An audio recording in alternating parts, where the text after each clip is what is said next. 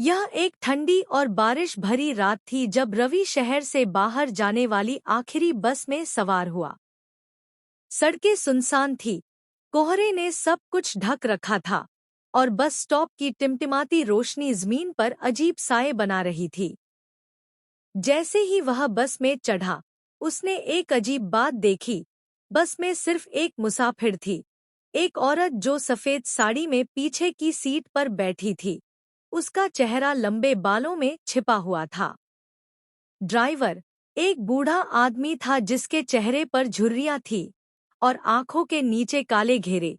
उसने रवि को ठंडी निगाहों से देखा और दरवाजा बंद कर दिया। बस चरमराती हुई चलने लगी।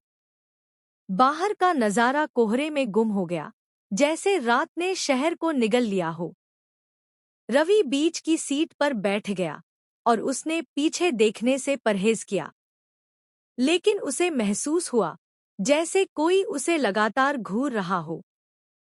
एक सर्द लहर उसकी रीढ़ में दौड़ गई और जब उसने हिम्मत करके पीछे देखा, वह औरत गायब थी। हैरान होकर वह खड़ा हो गया और इधर-उधर देखा। वह कहीं जा नहीं सकती थी, बस कहीं नहीं रुकी थी। तभी उसे एक सरगोशी सुनाई दी, धीमी लेकिन बहुत पास।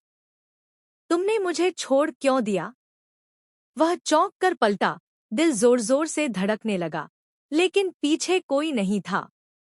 बस की बत्तियां टिमटिमाकर मद्धम हो गईं।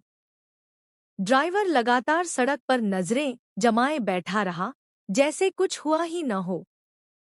बस रोको, रवि चीखा, लेकिन ड्राइवर ने कोई जवाब नहीं दिया। अचानक उसे अपने कंधे पर एक ठंडे हाथ का स्पर्श महसूस हुआ। उसने तुरंत मुड़कर देखा, वही औरत, उसका सफेद चेहरा बहुत करीब, खोखली आंखें, मुंह जैसे चुपचाप चीख रहा हो। बस बुरी तरह डगमगाई और रवि की चीख निकल गई। फिर सब कुछ अंधेरे में डूब गया। जब उसे होश आया, वह एक खाई में उल्टी हुई बस के पास पड़ा था। पुलिस के सायरन बज रहे थे। पैरामेडिक्स ने उसे बाहर निकाला। एक पुलिस वाला उसके पास आया।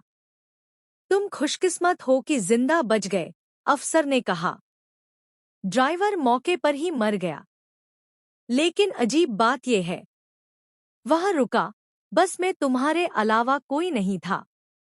रवि ने डर के मारे कहा, नहीं, एक औरत थी। वो मेरे पीछे बैठी थी। अफसर ने सिर हिलाया। बस खाली थी।